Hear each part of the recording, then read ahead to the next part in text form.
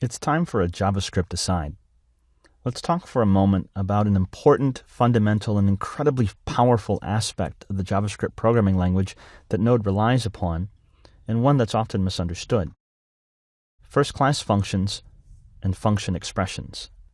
Oh, actually, big word alert. First-class functions. Everything you can do with other types, like strings or numbers, you can do with functions. A lot of major programming languages do not have this feature. JavaScript does. It's incredibly powerful, but it also makes for some patterns and some appearances in code that you may not be used to if you're not used to this in JavaScript or other languages that have this feature. But functions in JavaScript are first class. You can use them just like you use any other type. You can even assign them to variables and put them in arrays. Again, it makes for some powerful patterns. And it also allows us to write function expressions. Oh. Big word alert. An expression. An expression just means a block of code that results in a value, like setting a variable equal to a value. That's an expression. Function expressions are possible in JavaScript because functions are first class. So when I write a string, that results in a value. When I write an object or a number, it results in a value. And I can use a function expression to create a function essentially on the fly. All right, let's use Node to run some JavaScript and see what this looks like. I have an app.js file open here in Visual Studio Code. I'll go ahead and write some JavaScript. We'll start with a function statement. That's the kind of function you're used to, most likely. I'll just call this function greet and say hi, and then I'll invoke or call the function with parentheses. Oops. Right. I said invoke the function. Big word alert. Invoke just means run the function, if you haven't heard that phrase before. We also say often call the function. So invoke, call, same thing. All right, so this is just a normal, what's called a function statement. I've declared a function, I've created it here, and I've called it. Let's go run this. I'll go ahead to my command prompt. I'll switch to the location where I have this file, and I'll just type node and then app.js, and it says hi. So that's a normal function statement. Now, we said that functions in JavaScript are first class. Functions are first class. That means we can pass them around like variables, for one thing. So let's say I made a different function called log greeting. And I accept a parameter, and we'll just call this fn for function. And then I'm going to invoke the function that I'm given. Now that might look a little strange, but we're going to give this function another function. This variable here will be a function. We can do that because functions in JavaScript are first class. And then since a function is passed here, I can invoke that function. I can call it. I can say run.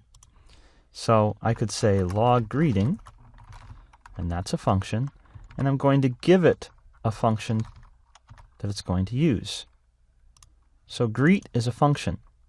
Actually, functions in JavaScript are objects, a special kind of object, and that's why this is possible.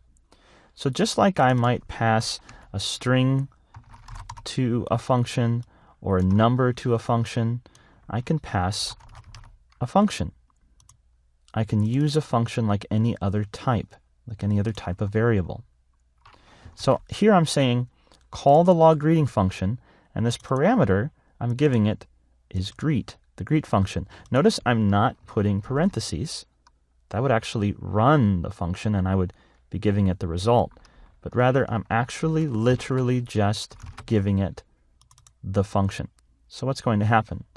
Well, we'll see that fn will be this greet function, and then it's going to invoke it, which is essentially doing the same as what's right here. So we should still see console.log hi being executed. So now we should see hi twice, here and here. So I'll go ahead and run node app.js again, and there's my 2 highs.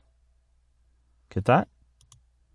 So this one ran, and in this case, I used the fact that the functions are first class to treat this function like any other variable and pass it around, and then use it.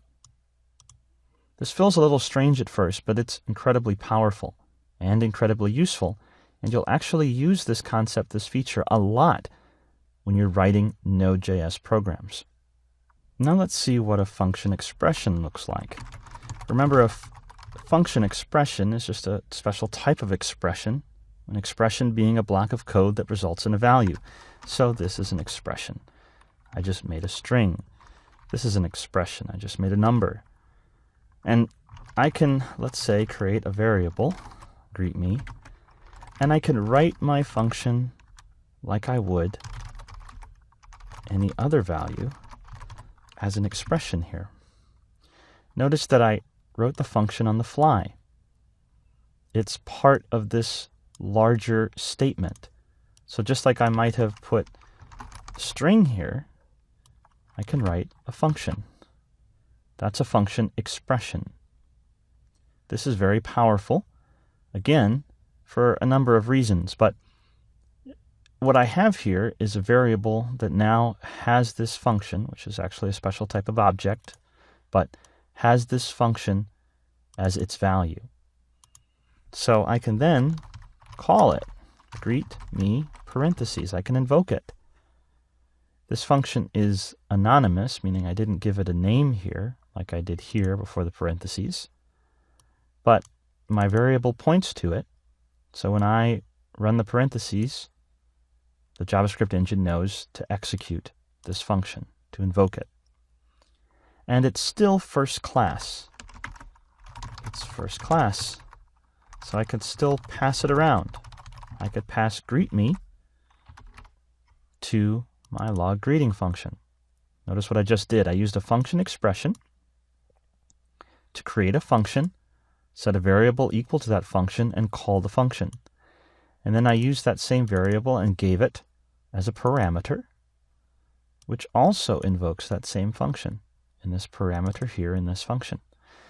All right, so this could be a little confusing. I encourage you to try it. Take a good look. Give it a try for yourself. It becomes pretty clear when you stop and look at it. So I could run this in the Node.js command prompt, but for clarity's sake, let's go ahead and step through the code. So I'm going to go to the debug. I'll hit start. All right, so my first greet was called, and now I'm console.logging hi. And then it goes to log greeting. I'm going to step in, and I see that fn is the greet function.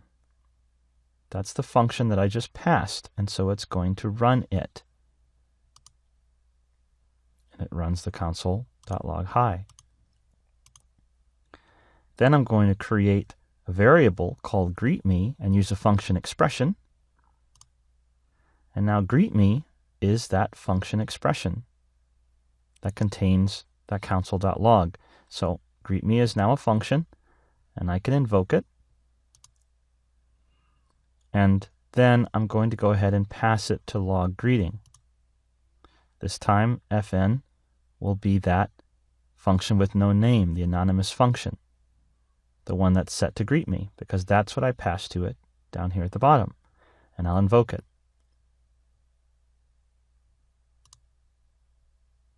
And if I go to my console window, I see hi Tony twice down there at the bottom. Why? Because I invoked it here, and then I passed it to log greeting and invoked it again.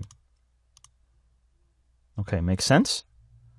I'm creating functions on the fly and passing them around because functions in JavaScript are first class. All right, now in Visual Studio Code, I could either close this or I could hit stop And that stops the code from running, and it stops the debugger. Now let's show one more interesting pattern that you'll see a lot. I'm going to use a function expression on the fly. I'm going to log greeting. And then instead of passing a variable, I'm actually going to write the function. Let's say hello, Tony, so you can tell the difference. Notice I wrote the function expression as if I was creating it as part of the invocation of log greeting. In other words, I could write an actual string or a number instead of a variable, and I can also write a function instead of setting the function to a variable. And log greeting will get this function and execute it. Again, you'll see this kind of pattern a lot. Why bother setting this function equal to a variable if I'm only going to use it once, for example? So I'll just create the function on the fly and write it here. And JavaScript, the JavaScript engine, allows this kind of syntax. It's really very convenient. So if I run this, I'll just go back and run this here, node app.js. See that last hello, Tony? The function was created on the fly, passed to log greeting, and log greeting invoked that function. So this is the kind of pattern, the kind of things you can do with first-class functions and function expressions in JavaScript. We're going to see this a lot. So if you're not familiar with this pattern, or maybe you have seen it and not fully realized what it was, we're going to use it a lot and see it a lot.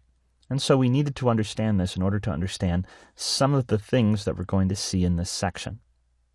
All right, so that's first-class functions and function expressions. Let's move on with the course.